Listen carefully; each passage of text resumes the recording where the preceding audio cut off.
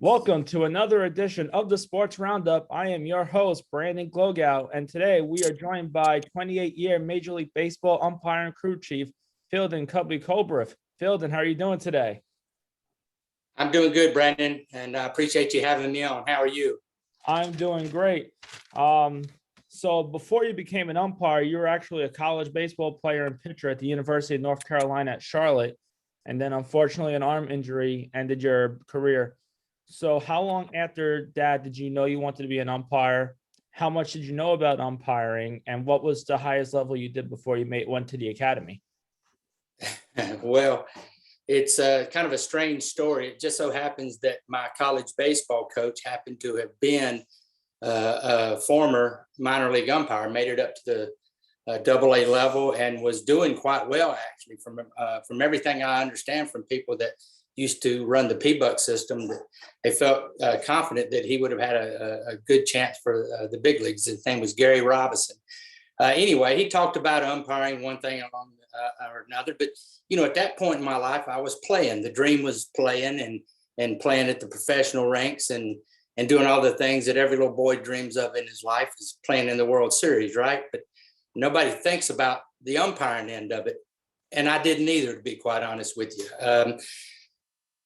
The thing is, I still had him telling his stories, going on about umpiring, meeting some of the guys sometime in Charlotte, because they would come in to do the Charlotte Knights game back in the day. And one thing led to another. And after the injury, being that I was on scholarship and everything, he said, "Hey, get back behind the pitcher and umpire." Well, I'd never umpired a game in my life. So I just stood back there and called the balls and strikes from whatever I thought they were from behind the pitcher's mound, and worked my way back into playing that last year. It all ended. Didn't really know what I wanted to do. So just went up and sat with him on the bus on the ride home one day and said, "What do you think about me potentially going into umpiring?" And we talked about it. He told me where to go. And I guess the rest is history. I took myself and Eddie Bean, one of my teammates at the time, packed our bags in January, and we went down to the Joe Brinkman Umpire School, having never umpired a game in our lives. And both of us ended up getting a job. That's a great story.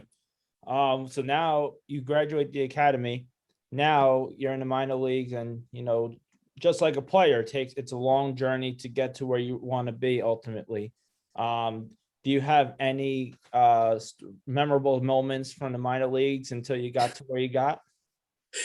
Well, I can tell you it's all memorable. The thing is, I look back at the minor leagues and quite frankly think about how fun it was. And that's what I remember more than anything. We didn't have anything. We were all broke. It paid, but it didn't pay great. And, you had whatever beat up car you had in your partner, and you just went out from city to city to city and took on everybody. You just knew what you had been taught at umpire school, and that was it. You went and checked into the hotel and went to the ballpark that night and hoped everything went as good as possible. But it was everything in between that made getting to the big leagues worthwhile. I remember standing in a hotel in Charleston, West Virginia, and pulling up, and I remember going to bed and just thinking, "Man, I hear something. I just hear something.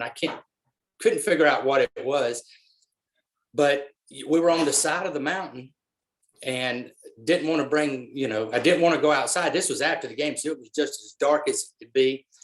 Didn't think anything about it. Finally fell asleep, got up the next morning, went back behind this little motel that we were staying in, and it didn't have a back wall. It was just insulation. So whatever it was trying to eat its way into the room. And, you think about all those times in the minor leagues, living in those kind of places, which again, I look back now and think about how fun it was to, then compared to today, when, we're staying in nicer places. There's certainly not just insulation on the back wall, but, it's more of a business. It's all fancy and bright lights and all that kind of stuff, but it's business time now. Not that it wasn't then, but it was just fun. You were young, free, didn't know any better, and you just went out and did it. And it was just it was a great time. And I think the minor leagues is what prepares you for the time in the big leagues. So now you spent your time, you went through the academy, spent many years in the minors. When you got the call that you're going to the show, where were you? What was the moment like when you called your family? You know, because it's something that everyone works hard to do, and it's a satisfying moment when you get that call. Well, it's funny. I have to tell you a quick story about the first of all, most people get spring training before they actually work their first game in the big leagues. And I was instructing after I had gotten in the game, I was happened to be asked to come back as an instructor at the Brinkman Umpire School. And I was instructing, it was during the instructing period. And I get a call from my mom telling me that that I need to call somebody. She didn't tell me who. She just said, but they're with the American Legion. And I said, well, I don't know anybody from the American Legion, but you know, I had played American Legion baseball when I played. So I just thought, okay, well, when I get back done with the day, I'll call the American Legion and see what they got. I got home, called, and said, we didn't call you, anything like that. Well, long story short, I come to find out it was the American League that had called me and invited me to spring training. My mother never took a name, took a number, anything. She thought I was going to the American Legion. So that's how it all started right there with mom doing that. However, the night that I got the call that I was actually going to the big leagues, I happened to be, I was after a game, me and the crew, we had the next day off. So we had gone over to the groundskeeper's house in Tacoma, Washington. And we were sitting around talking to him and his wife. And sure enough, while I was there, the phone rang, and it was Phil Jansen from the American League telling me that I was actually going to Seattle the next day and would be working my first big league game. And needless to say, it kind of takes your breath away. You don't know what to say. You know, I'm this little kid from Inman, South Carolina, a population of about 4,000, and all of a sudden in 24 hours, I'm going to be working in front of about 30,000 people. So needless to say, it was exciting and intimidating and nervous and all these things all at the same time. But it was a feeling you never forget. You say it's, you know, you're about to make your debut, you know, a little nerves, intimidating. How did you go about overcoming the nerves and just pretty much doing what you were taught to do and just doing the same thing that got you to where you are that day? Well, one thing is for certain, you've seen enough pitches, you've seen enough plays to, if you trust yourself enough to realize you're prepared for it, but you're just not prepared for the one part that you haven't seen, which is the 30,000, the 50,000, whatever the number of people. The plays, you know, I don't care if it's a little league game or a big league game. A play at first base is a play at first base, you know, so a pitch coming in is a pitch coming in. It's just, how do you let all those surroundings get the best of you, or you keep them at bay? And I had somebody give me some good advice one time and said that no matter how many years you do it, you're probably always going to get those butterflies, but the key is to get those butterflies to fly in formation.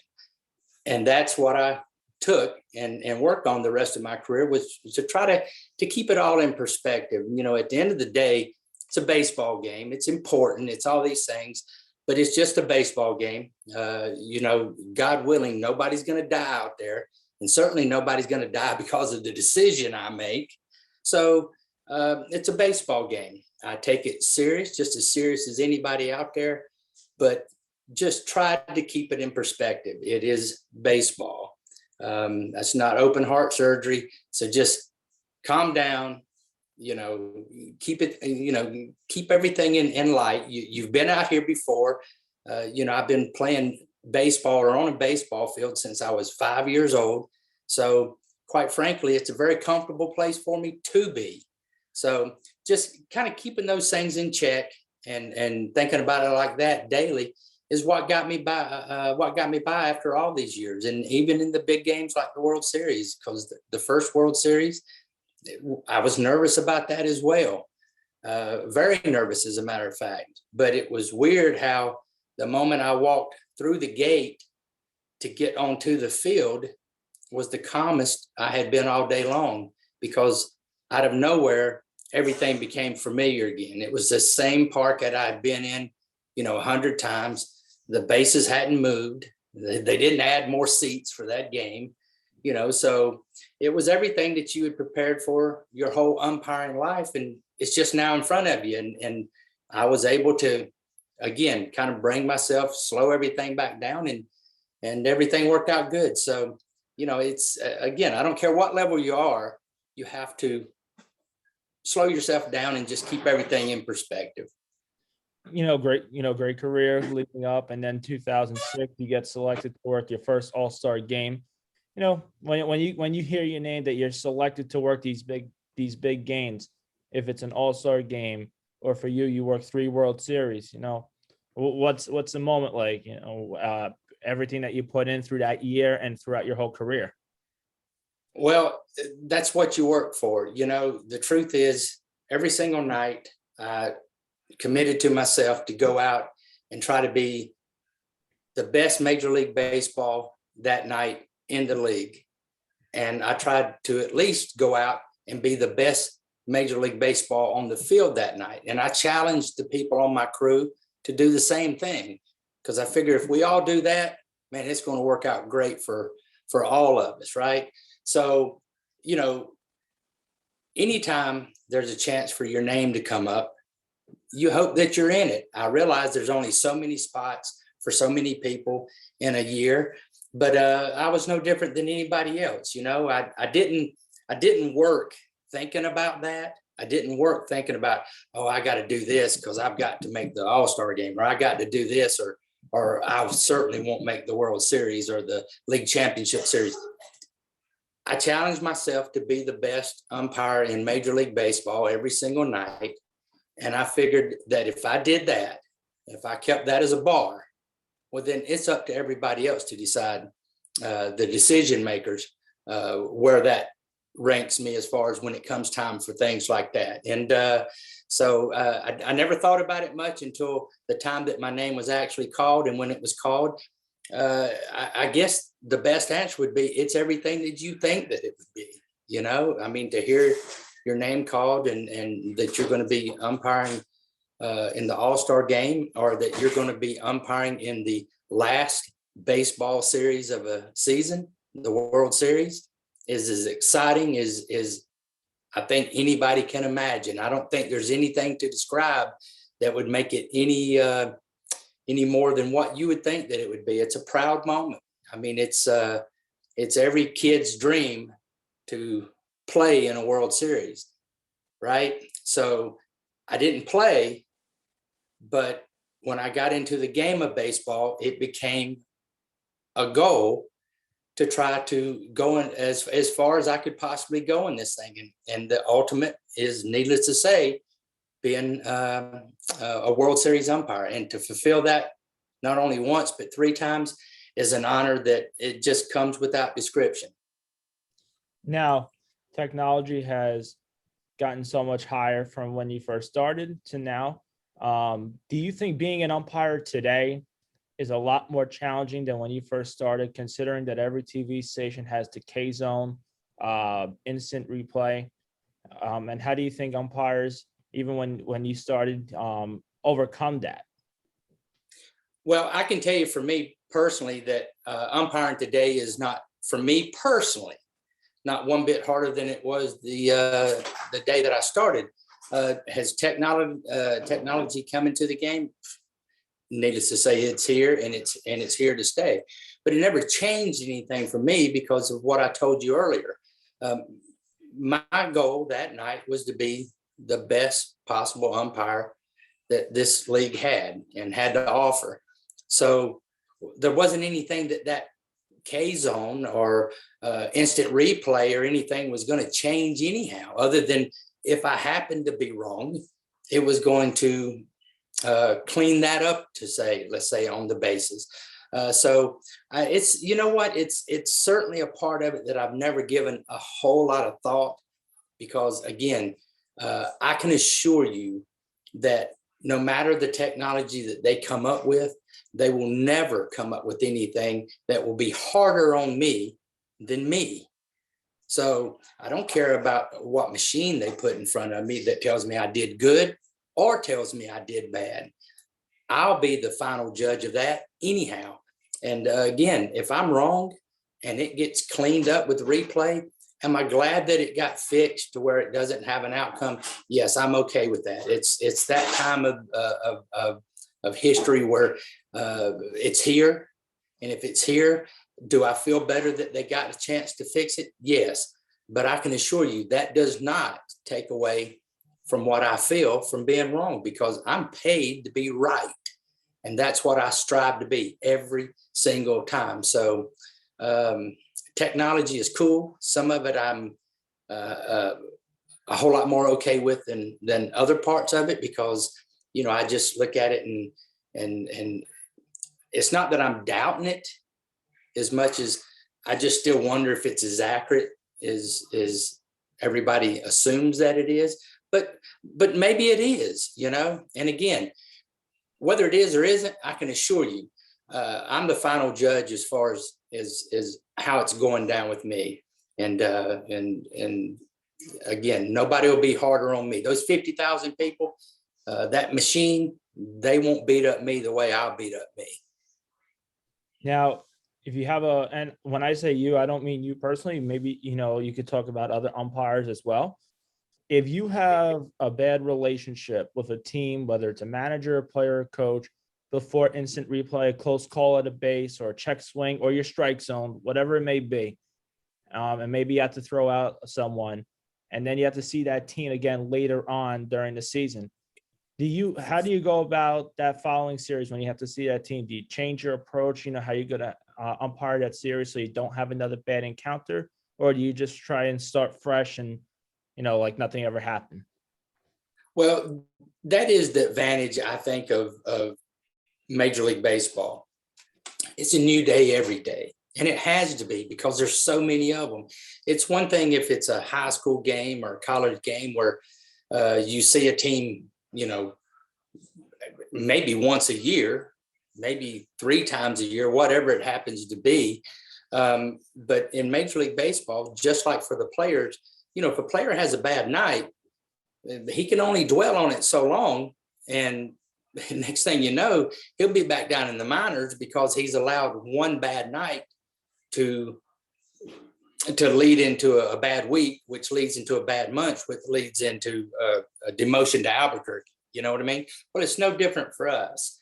And I look at it as if there is a series that went tough, one thing or another, or a game that was tough. Well, you know, there's an old saying that, you know, just because they're yelling at you doesn't mean you're wrong. And just because they're not yelling at you doesn't mean you're right. You know, so I've kind of always looked at it like that, you know, just because somebody thinks I've had a bad series, well, that doesn't make it true. You know, the truth is in the numbers. And before you had replay or anything, the truth was in whatever anybody's perception of that happened to be, and whatever that call was. If they were really open and honest with themselves, you know, we can all sit there and see what we want to see, you know? So I never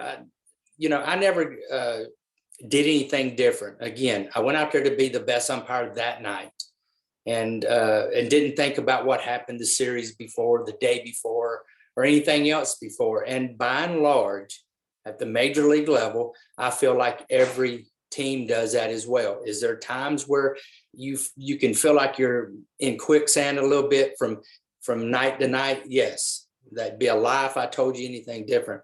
But more times than not, I don't care what happens the night before. When you get out there for that plate meeting the next day, today is the game that matters, nothing else.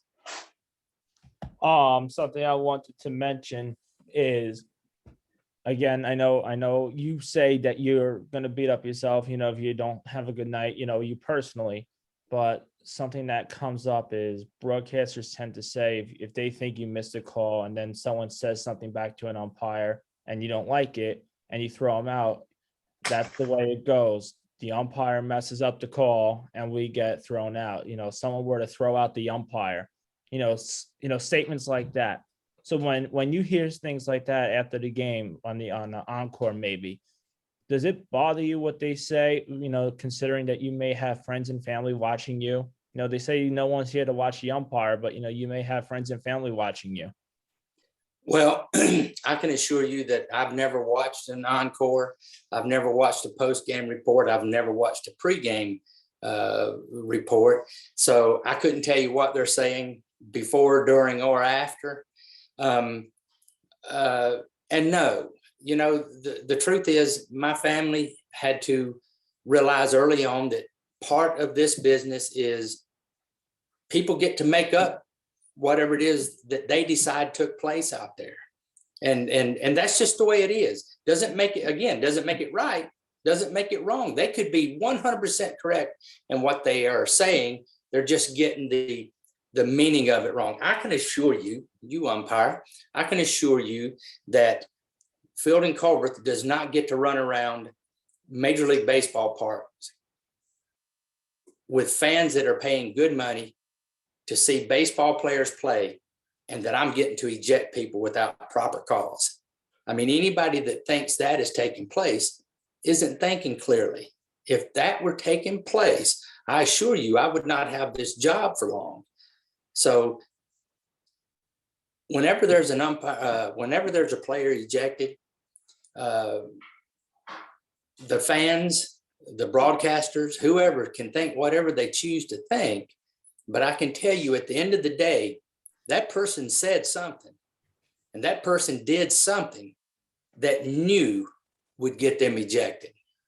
I can assure you of that. I can't speak on the high school level or the college level or things like that because I never did it. But I can assure you at the professional level, each player, each manager, each coach, each trainer, anybody in that dugout or associated with that team, they know what they can and can't do. So what the people say afterwards, it just really can't affect me, and it shouldn't affect me because, again, your question before that was, how do I prepare if something's gone wrong? Well, man, if I listened to every little thing that was said over the course of a career, it'd be tough to get up in the morning, much less get up and go and umpire again. So I don't pay it any attention. My family has learned over the years to not pay it any attention. So everybody has a job to do, right? The broadcasters have a job to do. The pre-game and post-game people have jobs to do, and they do what they do, and I just don't get involved with that part of it. Now, we were talking before we started the show. We have such a shortage of umpires across the country. Part of it's because of COVID, and then unfortunately, youth umpires and high school umpires, they're constantly taking abuse, and a lot of people just don't want to deal with it anymore. Before I get to what we talked about earlier, do you think we could add instant replay to youth sports and high school sports? Because I think that'll clean up a lot of the abuse that we take on the field. So if a coach thinks that you're wrong, and a lot of times it's either one umpire or sometimes two, you don't have the advantage of 3 or 4, that will clean up the game and make it a little bit easier for them to do a game that they love. And then we don't have to worry about tournaments being canceled because there's no umpire. Well, I'm not too sure one goes hand in hand with the other. I think the bottom line is everybody gets, again, far too caught up into this thing. It's a baseball game, and I've got kids now, and my kids have played sport. I've got one that just happened to, and I'm going to give her props right now, just won the state championship at the 5A high school level. And so I've watched calls that I didn't agree with and didn't understand and things like that. But I didn't go nuts yelling. I didn't do anything. And that's not altogether just because I'm an official. It's because, you know, at the end of the day, that's you know, I'm a parent and people are around me, and I need to set examples personally for kids and everybody else, and going berserk over some call that you think they got wrong. And, you know, it's just not a proper way of going at it. Now, can you add replay at those levels? Well, I think that just comes down to a cost thing. Can you? Yeah, possibly so. Even if you just do it with somebody with a phone taking a picture of it, or not a picture, but doing a video of it. I guess there's a way to do that. I just don't know ultimately that it cleans it up at that level, because again, somebody's still going to think that they didn't get the right end of that either. So I think that we're caught up into a few things here. I think that with the money that's out there for professional sports these days, I think every parent thinks that their kid is going to be the next Derek Jeter. And I don't think there's anything wrong with hoping for that and dreaming for that. And if the kids are interested in playing, pushing for that. But, you know, the reality is, you know, a Derek Jeter comes along once in a decade. So, you know, to get, again, that caught up into it, I think leads to problems to start with. I mean, you know, I see now where I read things in the paper where officials are assaulted in the parking lot of soccer games and volleyball games and football games. And I can't, Lord have mercy, I even see it sometimes it happens on the field. I can't in my right mind understand how that ever gets to that level, you know? I mean, how does it get that serious to where you run down onto a field and assault a person right there in front of thousands of people? So I don't know that it cleans it up. I think it's something that, you know, might work at those levels, but to be honest with you, I just don't know. I mean, we have instant replay at the big league level, and I know that there's people that after the ruling comes back still think that we got it wrong.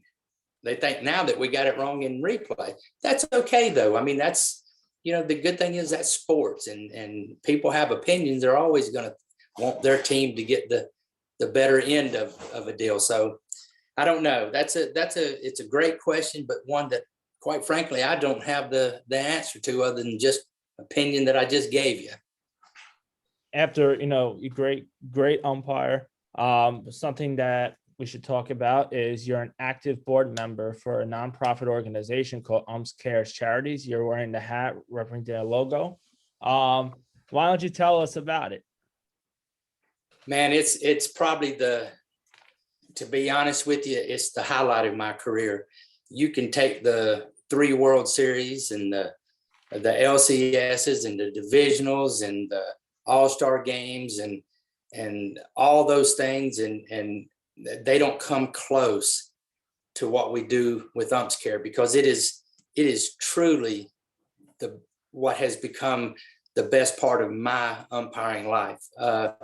You know, we had all this dead time for years and years and years, and it was no fault of ours or anybody else's. It was just this routine of, you know, there's 24 hours in a day. The baseball games were basically 3 hours long. So you had 21 hours to do whatever it was until you had to be back out there on the field again. And it just led to a lot of downtime and things like that. But along comes UMPS CARE. It was blue for kids at the time, but then it incorporated into UMPS CARE. And man, it just changed everything. It is, first of all, a way for us to take back and give to these great cities and communities that has afforded me a life and a dream that I could have never, ever imagined, right? To work those games that I just spoke of a few minutes ago in the major leagues. and all those things is just a dream come true.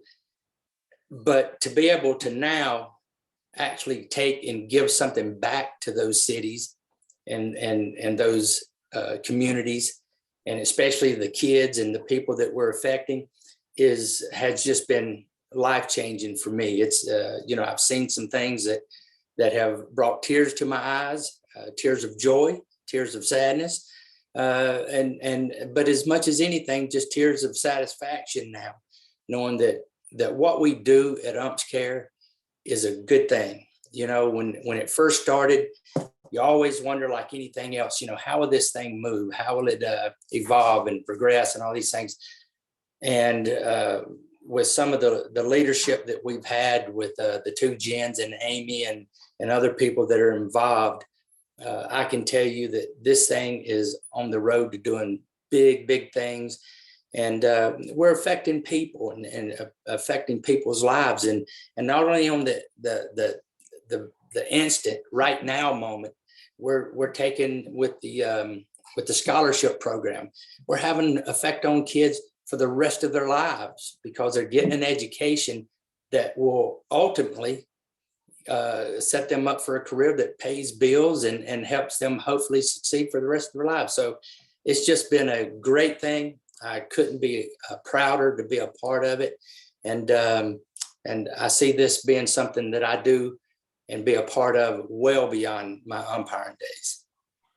We talked about how the shortage of umpires in youth sports, something we talked about before the podcast. Right now, there's a program out in Philadelphia where you're taking teenagers, more than just training them on mechanics of being an umpire, but also leadership. So why don't you talk about that right now? Well, we got the officials leadership program. I think that we're in 4 cities right now. And what we're doing is trying to introduce people to umpiring and officiating, because there is a shortage right now.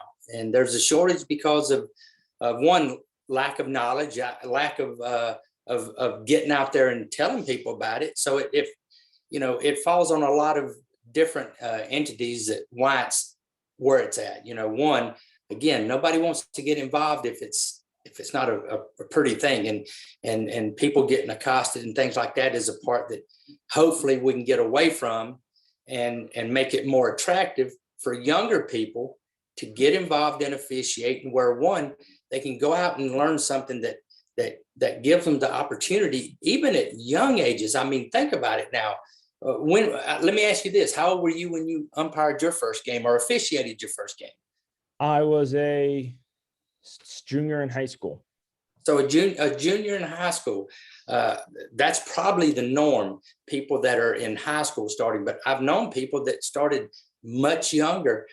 And the truth is, it gives you an opportunity to go out and make some decent money on the weekend and be a part of a sport or a game that you still love so much. And, ultimately what it does as well is it keeps people busy. Keeping somebody busy and giving them something to do keeps them from getting into other things, right? And that's for all of us. And when you get into these cities and you're able to take these a program like we're talking about right now, and give them the opportunity to learn about umpiring, but more importantly, take them in and give them some leadership skills with some of the guys that some of my colleagues and different people that come in, and not only teach them about umpiring, but try to teach them a little bit about life and what's coming up after the umpiring is over that day, and get back out into the community and being a good productive part of it, and giving them those skills that hopefully again will last a lifetime. Because again, the thing that I'm so grateful for here with UMPS CARE is it's the programs that we're becoming a part of here. More and more are becoming something that we potentially leave them with some lifetime skills, and that's for me when you're really affecting somebody.